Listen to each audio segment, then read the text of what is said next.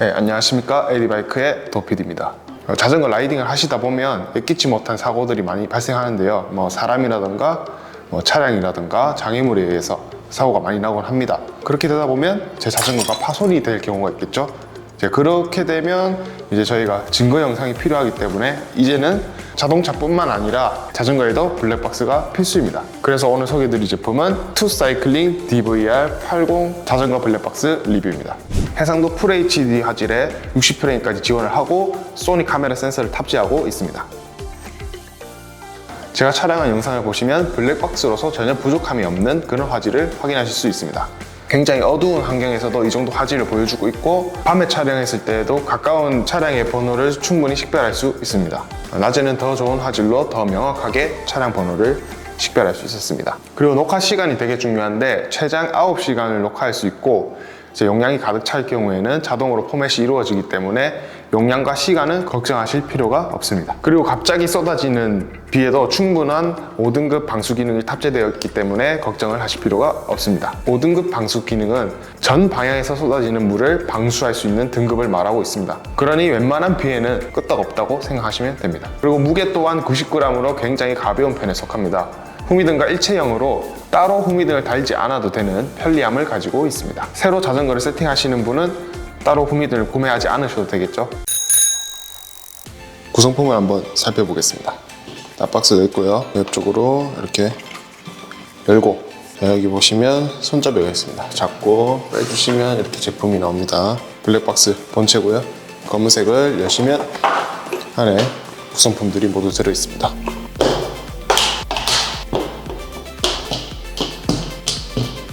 본체 하나, 브라켓은 2개가 들어있고, 에어로용 C포스트에 장착할 때 사용되는 어댑터입니다. C타입 케이블 선이고요. 고무줄입니다. 큰 거 2개와 작은 거 4개가 있습니다.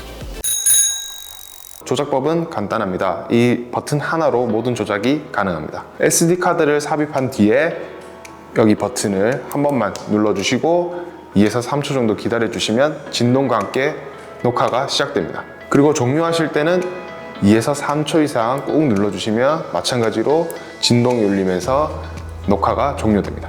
그리고 블랙박스가 이렇게 켜져 있는 상태에서 버튼을 짧게 한 번씩 눌러주면 모드를 변경할 수 있는데요. 총 4가지 모드가 있습니다. 첫 번째로 바로 켜진 상태에서 바라본 파란색 램프가 깜빡깜빡거리고 빨간색 램프가 깜빡깜빡거리는 이 상태가 첫 번째 모드로 녹화와 전매를 같이 이용할 수 있는 모드입니다. 그리고 한 번 더 누르면 밑에 후미등은 꺼지고 블랙박스 녹화만 가능한 모드입니다.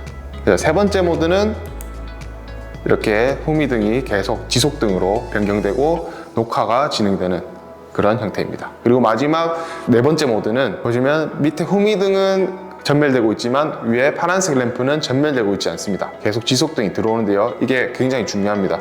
파란색 램프가 계속 지속등이 들어오고 있는 경우에는 녹화가 되지 않고 있다는 뜻입니다. 이 경우에는 후미등만 사용하는 모드라고 생각하시면 됩니다. 반드시 좀 헷갈리시면 반드시 출발하기 전에 전원을 켜고 모드를 선택하신 후에 여기 파란색 램프를 반드시 확인하시고, 파란색 램프가 전멸하고 있지 않을 경우에는 녹화가 되지 않고 있다는 뜻이니 반드시 확인하시고 사용하시길 바랍니다. 장착법에는 C포스트 모양에 따라서 2가지 방법이 있는데요. 첫 번째는 일반적인 둥근 C포스트에는 브라켓에 작은 고무줄 2개로 고정하시고 블랙박스를 위에서 아래로 고정하시면 됩니다. 두 번째로는 에어로 형태의 C포스트 같은 경우에는 에어로 C포스트 어댑터를 사용하여 고무줄로 고정 후 블랙박스를 장착하시면 됩니다.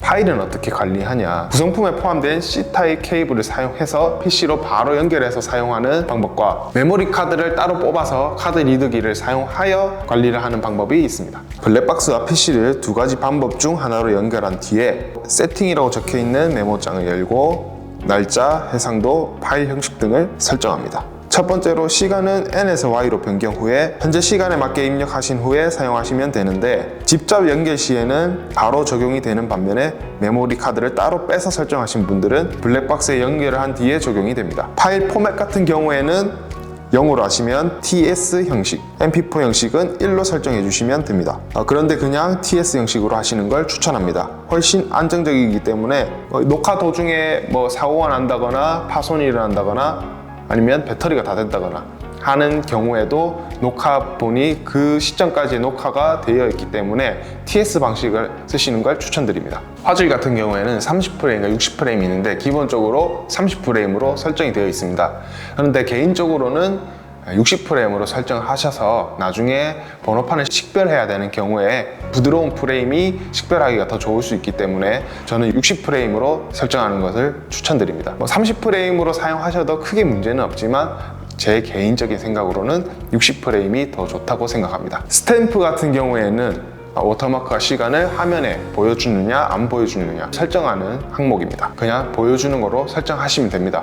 왜냐하면 나중에 내가 몇 시 몇 분 몇 초에 사고가 났는지 확인할 경우가 있을 수도 있겠죠. 네, 그러면 화면에 시간이 표시가 되는 게 좋기 때문에 1로 하시는 것을 추천드립니다. 레코드 타임은 딱히 건들지 않으셔도 됩니다. 뭐 취향에 따라서 바꾸실 수도 있는데 보통 그냥 3분에 두고 사용하시면 되겠습니다.